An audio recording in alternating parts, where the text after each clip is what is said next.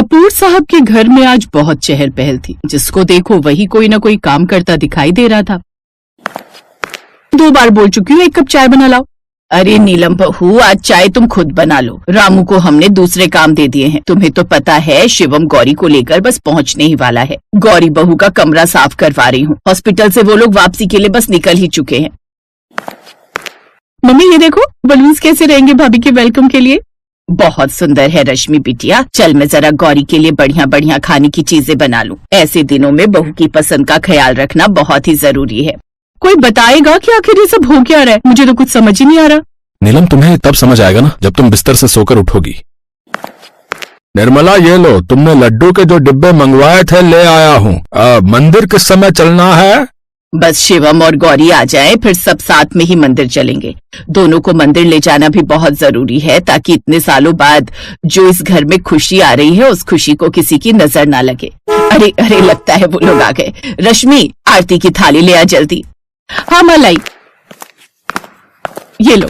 कपूर खानदान कई सालों से जिस खुशी के लिए कामना कर रहा था, आज वो प्रार्थनाएं भगवान ने सुन ली थी। कपूर खानदान में कई सालों बाद बच्चा होने जा रहा था। कपूर साहब के 2 बेटे अरुण और शिवम, बड़े बेटे अरुण की शादी को 15 साल से ऊपर हो चुके हैं, पर अब तक इतना इलाज करने के बाद भी बड़ी बहू नीलम की गोद नहीं भरी। छोटे बेटे शिवम की शादी को भी 5 साल हो चुके हैं। अब खानदान में इतने सालों बाद पहला बच्चा होने जा रहा है तो सबकी खुशी का ठिकाना नहीं है। पर नीलम के मन में खुशी की जगह ईर्ष्या है, क्योंकि खानदान का पहला बच्चा उसकी कोख से नहीं बल्कि देवरानी की कोख से जन्म ले रहा है।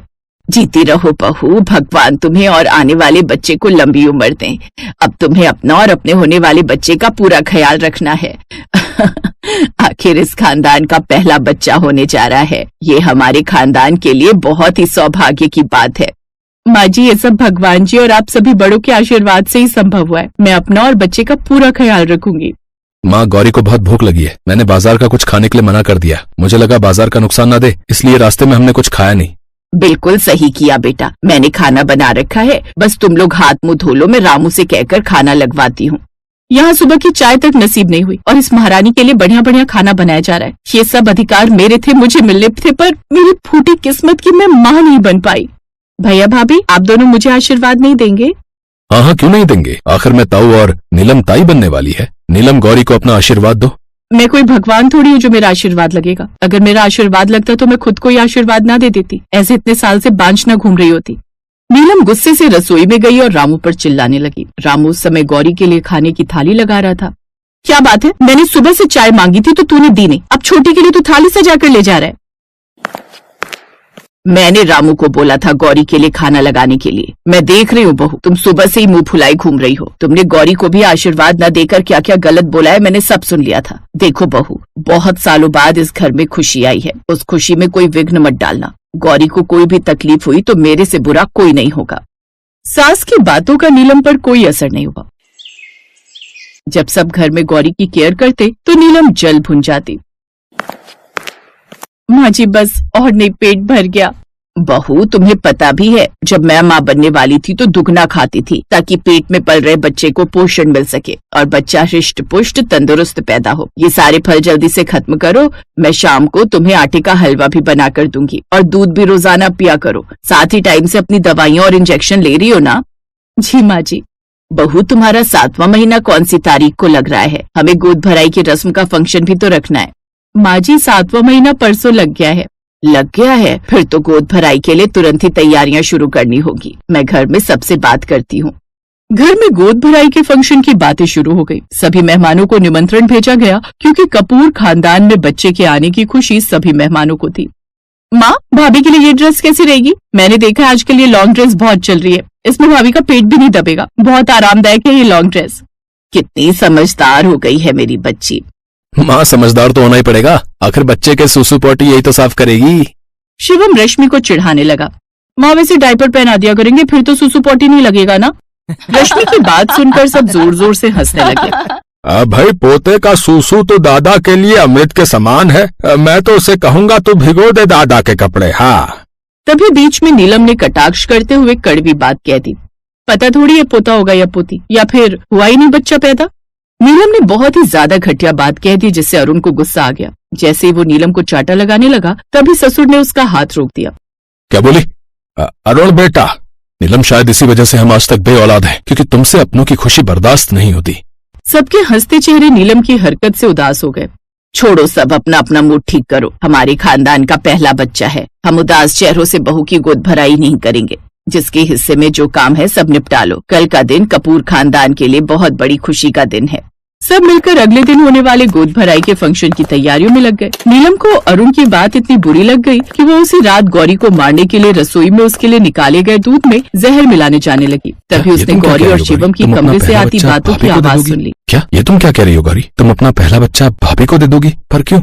इसलिए क्योंकि भाभी इस घर की बड़ी बहू है। मैं जानती हूँ पिछले कई सालों से वो अपनी ममता को मन में दबाए इस घर में सबके ताने सुन रही हैं। वो बुरी नहीं है, उनके हालात उन्हें बुरा बना रहे हैं। खानदान का पहला बच्चा भाभी का होना चाहिए था, पर किस्मत में उनका अपना बच्चा नहीं लिखा। वो भी तो चाहती हैं कि कोई उन्हें माँ कहे, इसलिए मैंने सोच लिया है जैसे ही मेरा बच्चा होगा मैं भाभी की सूनी गोद में दे दूंगी। नीलम भाभी का बच्चा इस खानदान का पहला बच्चा कहलाएगा। नीलम के पैरों तले जमीन खिसक गई जब उसने गौरी की बातें सुनी। उसकी आंखों से आंसू बह गए। नीलम अपने कमरे में दौड़ती हुई गई और फूट फूट कर रोने लगी। उसकी सारी ईर्ष्या पश्चाताप के आंसुओं से धुल गई। अगला दिन नई खुशियां लेकर आया। नीलम का बदला बदला रूप देखकर घर में सब हैरान थे। खूब धूमधाम से गौरी की गोद भराई का फंक्शन मनाया गया और फिर वो दिन आ गया जिसका सभी को बेसब्री से इंतजार था। गौरी को बेटा पैदा हुआ। सब खुशी से नाचने झूमने लगे। माँ जी, मैं चाहती हूँ मैं अपना पहला बच्चा भाभी को दे दूँ। हाँ बहू, शिवम ने हम सभी को ये बात पहले ही बता दी थी। तुमने बिल्कुल सही फैसला लिया है, हमें तुम पर गर्व है। गौरी, क्या इस खानदान के पहले बच्चे को ताई उतना प्यार नहीं देगी? मैं इसकी ताई बनकर इसको प्यार नहीं दे सकती क्या? हाँ बिल्कुल सही बात है नीलम, तुम इसकी बड़ी माँ हो। ताई माँ बड़ी माँ ही तो होती है। बड़ी माँ? मैं इसकी बड़ी माँ हूँ। मेरा लाल, मेरा बच्चा। नीलम बच्चे को सीने से लगाकर खूब प्यार करने लगी। उसके बाद बच्चे के नामकरण पर गौरी ने पूरे टाइम बच्चे को नीलम की गोदी में दिया, उसकी बड़ी माँ की गोद में। नीलम और अरुण को शिवम और गौरी ने बड़ी माँ और बड़े पापा का ओहदा दिया। खानदान का पहला बच्चा अपनी बड़ी माँ और अपने बड़े पापा की गोद में था। गौरी के अपनेपन से आज पूरे कपूर खानदान में खुशियाँ चहक रही थी।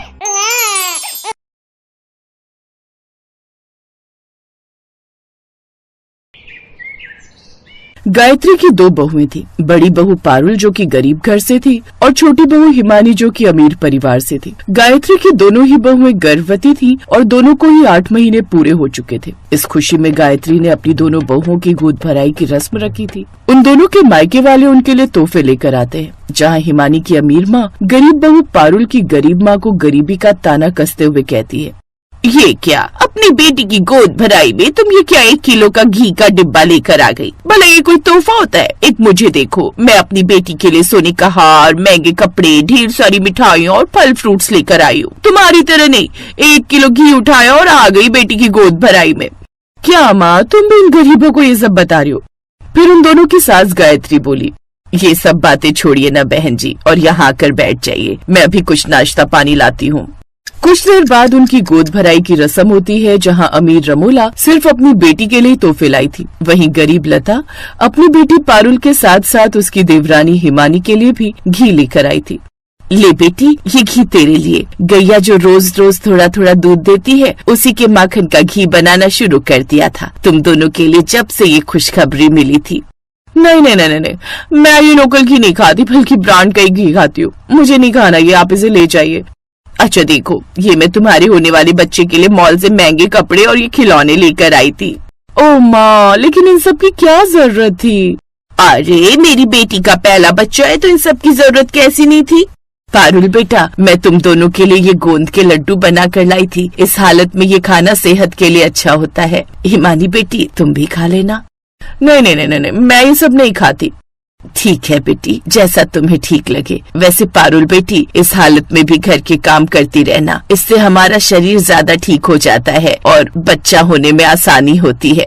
यही बात तो मैं दोनों बहुओं को समझाती हूँ बहन जी, लेकिन मेरी बेटी को काम करने की कोई जरूरत नहीं है। तुम तो बेटी बस आराम करना। माँ, तुम कितनी अच्छी हो, मुझे कितना समझती हो। नहीं तो मेरी ये सास तो हर वक्त मेरे पीछे ही पड़ी रहती है कि बहू ये कर ले, वो कर ले। तू चिंता मत कर, तेरी माँ अमीर घर की है, मैं तुझे किसी भी चीज की कमी नहीं होने दूंगी। इसी तरह खट्टी मीठी नोक-झोंक के साथ दोनों बहुओं की गोद भराई हो जाती है और सब मेहमान वापस चले जाते हैं। कुछ दिन बाद रमोला अपनी बेटी के लिए ट्रक भरकर सामान भिजवाती है, जिसमें बच्चे का पालना, उसके कपड़े, खिलौने और अलमारी जैसी खूब सारी चीजें होती हैं।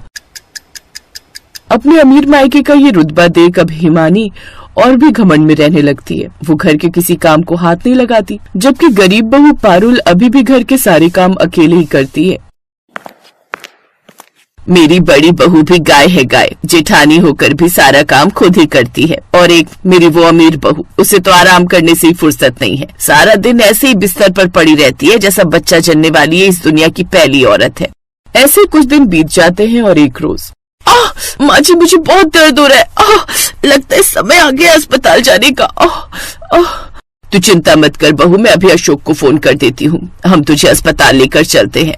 कुछ देर बाद उसे सरकारी अस्पताल ले जाया जाता है, जहाँ वो नॉर्मल डिलीवरी से एक बेटे को जन्म देती है। फिर अगले दिन हिमानी को भी लेबर पेन शुरू हो जाता है। सास उसे सरकारी अस्पताल लेकर जाती है, जहाँ वो सरकारी अस्पताल को देखकर कहती है, नहीं माँ जी, मैं नहीं चाहती कि मेरा बच्चा इस बेकार से सरकारी अस्पताल में हो। नहीं नहीं नहीं, नहीं मुझे यहाँ अपने बच्चे को जन्म नहीं देना।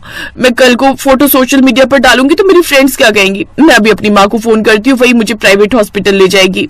नहीं नहीं, मैं अंकुर को बोलती हूँ, वो वहाँ से अकाउंट में पैसे भेज देगा, तेरी डिलीवरी प्राइवेट में ही होगी।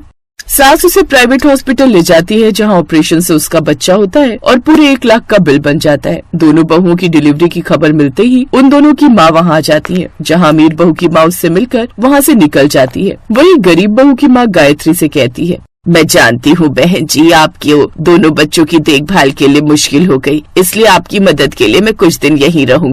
ये सुनकर गायत्री खुश होती है। अब वो दोनों बहुओं को लेकर घर आ जाती है, जहाँ नॉर्मल डिलीवरी होने के चलते पारुल आराम से अपने बच्चे को दूध पिला पा रही थी। वहीं अमीर बहू को ऑपरेशन के चलते बड़ी दिक्कत हो रही थी। ऐसे ही एक रोज उसका बच्चा पालने में रो रहा था, तभी वहाँ पारुल अपने बेटे को गोद में उठाए आती है। वो अपने बेटे को बिस्तर पर रखती है, फिर उसके बच्चे को पालने से उठाकर उसकी गोद में देती है। लो अब इसे दूध पिलाओ। हिमानी उसे दूध पिलाती है। मैं भी कैसी माँ हूँ, ऑपरेशन हुआ है तो अपने बच्चे की मालिश भी नहीं कर पा रही। तभी वहाँ उसकी सास और जेठानी की गरीब माँ भी आ जाती है। इसीलिए कहती थी बहू कि थोड़ा काम काज कर ले घर का। अगर तूने भी अपने शरीर से उस वक्त काम कर लिया होता तो आज तेरी भी नॉर्मल डिलीवरी होती और तू भी अच्छे से अपने बच्चे का ध्यान रख पाती।